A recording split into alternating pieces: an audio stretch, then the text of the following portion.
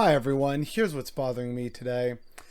I guess it's time to finally wade into the whole Judith Butler and the Guardian article thing, so that's what we're gonna do now. A section of her Guardian article was edited that took out the part where she basically, and rather correctly in my opinion, compares TERFs to fascists. And that's what we're gonna talk about today. I am so bothered by TERFs. For those who don't know, a TERF is a trans-exclusionary radical feminist, which kind of weird that you would ascribe the label radical feminist when you decide to exclude a variety of women. And this also goes for SWERFs, who are sex worker exclusive radical feminists. Because unless female freedom and empowerment comes within my set definition of boxes and expectations, it is not valid. So here's the thing, right? TERFs love to use a lot of the same language and scare tactics that fascists use about hordes of terrible people coming to attack you and kill your families and rape your loved ones and trans people boogeymen. And I know that sounds like, oh, that's way too over the top. Unfortunately, it's real. Just literally search for TERFs on Twitter and you will see countless examples of this. And a lot of them love to parrot about science and gender, which, a couple things here. If you actually read the science, then you would support trans people and trans rights.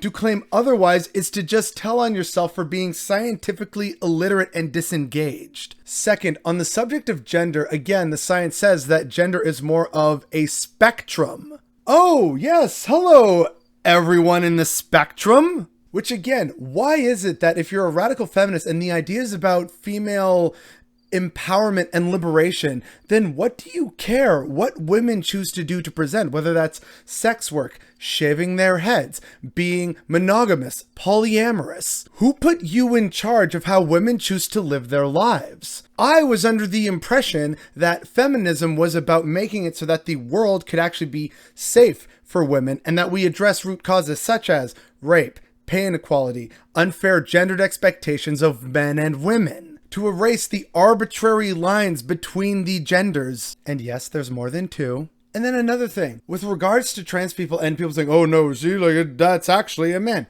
Why are you obsessed with people's genitals? Again, to tie it back to a previous point, why do we care about that?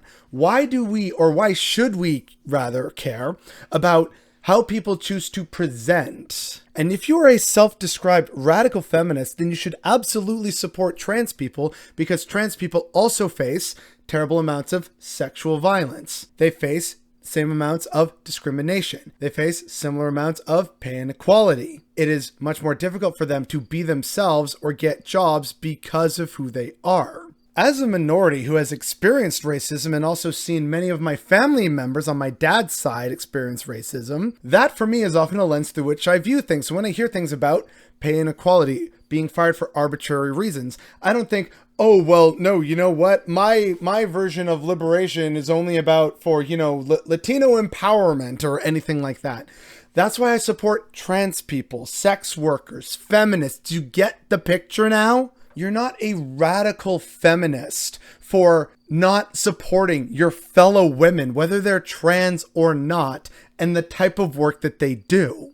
Judith Butler sums it up beautifully in these two paragraphs. The TERFs and the so-called gender-critical writers have also rejected the important work in feminist philosophy of science, showing how culture and nature interact, such as Karen Barad, Donna Haraway, E.M. Hemmons, or Anne Fausta Sterling, in favor of a regressive and spurious form of biological essentialism. So they will not be part of the coalition that seeks to fight the anti-gender movement. The anti-gender ideology is one of the dominant strains of fascism in our times. So the TERFs will not be part of the contemporary struggle against fascism, one that requires a coalition guided by struggles against racism, nationalism, xenophobia, and carceral violence, one that is mindful of the high rates of femicide throughout the world, which include high rates of attacks on trans and genderqueer people. In what's supposed to be an argument or a movement or an ideology about liberation and erasing the artificial and unfair barriers and boundaries between men and women, TERFs are weirdly and hilariously ironically taking the side that they should be most against. No, it's only this way. It's gotta be these ways. You must fit into a box. Women, be at home and be homemaker. Man, breadwinner. Oh, wait a second. But that's what TERFs are doing. Women must fit neatly into a box of my design. That's not feminism. And it feels really weird that I, a man, have to be the one to say that to supposed radical feminists. So that's just paragraph 1. Let's go with paragraph 2 now. The anti-gender movement circulates a specter of gender as a force of destruction, but they never actually read any works in gender studies. Again, go back to my previous statement of, I support the science, except no, you actually don't. Quick and fearful conclusions take the place of considered judgments. Yes, some work on gender is difficult and not everyone can read it, so we have to do better in reaching a broader public. As important as it is, however, to make complex concepts available to a popular audience, it is equally important to encourage intellectual inquiry as part of public life. Unfortunately, we are living in anti-intellectual times and neo-fascism is becoming more normalized. And this touches on something that several other people, notably like bread tubers if you want to call them that, have touched on before, about how traditional radical feminists have gotten in cahoots with terrible Nazbols like, what's his name there, the person who's really obsessed in a weird way with thought slime, Caleb Maupin, and other supposed traditional feminists becoming enticed by the works of Dave Rubin, Ben Shapiro, anyone else on the right. Because whoa, I'm all for feminism, but trans rights and treating sex workers with decency, whoa, that's a step too far. Even though, again, Jesus was cool with sex workers, so whatever. And again, this brings us back to the Guardian article, basically removing this section from Judith Butler's interview to satisfy TERFs, because unfortunately Britain is TERF Island. And you know, I could do a whole ass additional rant about J.K. Rowling and so many other things, but this is really just me trying to get the bulk of what's been bothering me for the past few days or few weeks now, as I have seen, especially across social media, person after person saying a casual remark or just casually and lightly and wholesomely supporting trans people get dogpiled to shit by angry, pissed off TERFs with nothing better to do.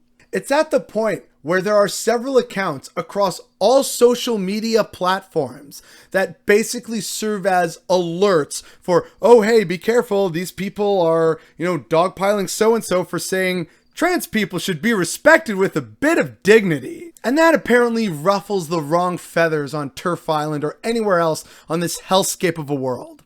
And since I'm sure this, by talking about TERFs and the Guardian article and Judith Butler, is going to touch off someone who set keyword search terms.